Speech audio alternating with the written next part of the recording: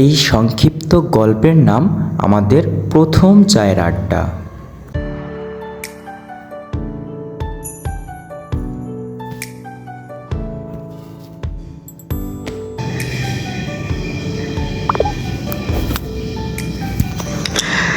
এই শান্ত নদীর স্রোত দেখে তোমার কি মনে পড়ছে আমাদের সেই প্রথম চায়ের আড্ডার কথা?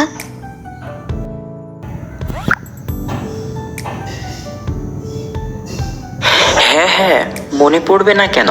তুমি কি জানো, প্রথমবার যখন তোমার সাথে চায়ের আড্ডায় বসেছিলাম তখন কিন্তু ভীষণ নার্ভাস ছিলাম আমি।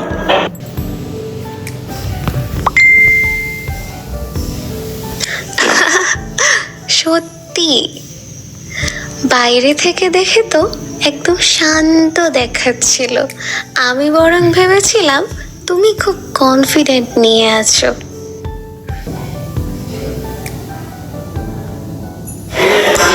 ধুর, কিছু বলো না, মনে হচ্ছিল হাত কাঁপছে। চায়ের কাপ হাতে ধরে যেন ফেলেই না দিই। আমিও কিন্তু একটু নার্ভাস ছিলাম, তবে চায়ের গরম ধোঁয়া যখন মুখে লাগছিল তখন ধীরে ধীরে স্বাভাবিক হয়ে গেলাম।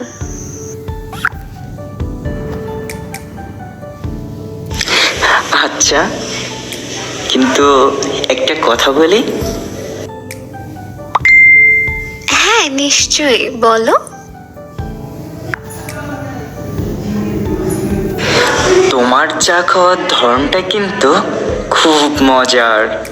চায়ের কাপে এমনভাবে চুমুক দাও যেন পৃথিবীর সবচেয়ে লোভনীয় খাবার সেটাই।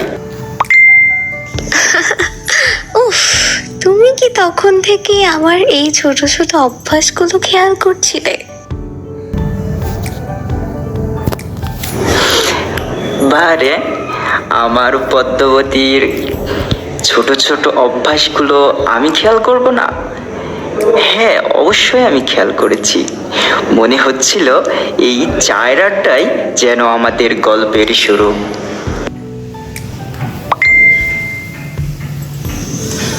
মনে আছে তখন বৃষ্টি শুরু হয়েছিল, আমরা ছাউনির নিচে দাঁড়িয়েছিলাম আর চা শেষ করেছিলাম। সেই মুহূর্তটা যেন ম্যাজিক্যাল ছিল।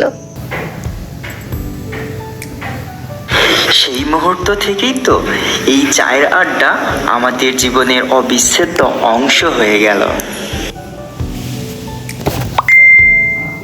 হ্যাঁ, এই আড্ডাগুলোই যেন ঔপন্যাসিক, আমাদের ভালোবাসার গল্প তৈরি করে চলেছে।